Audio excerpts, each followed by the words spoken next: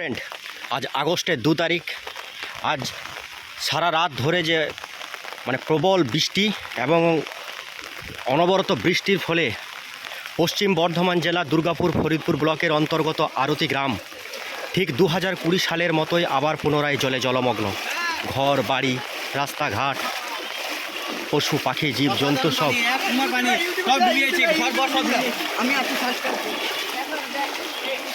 প্রচুর জলমগ্ন। চলুন যতটা পারছি দেখাইছি।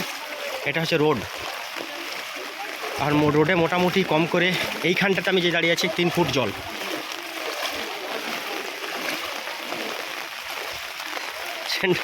কিছু করার নাই রে, আর বৃষ্টিটা না থামলে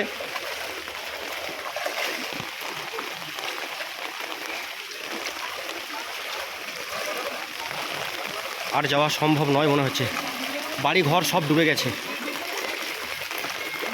এটা দুর্গাপুর ফরিদপুর ব্লকের অন্তর্গত আরতি গ্রাম,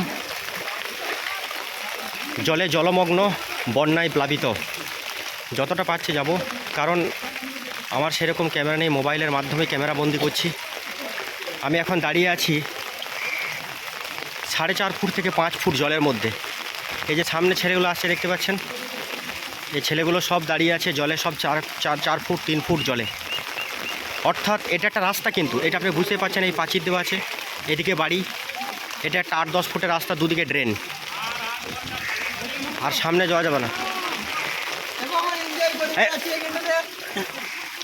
অমনি করিস না, আমার ক্যামেরাতে এখন এবার যতটা পাচ্ছি যাচ্ছি। আর ওইখানে জলের গতি এতটাই, যাওয়া সম্ভব নয়। কিন্তু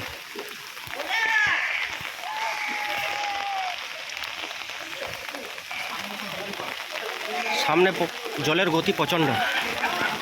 চলুন অন্যদিকের ফুট একটা নিচ্ছে আপনাদের কাছে।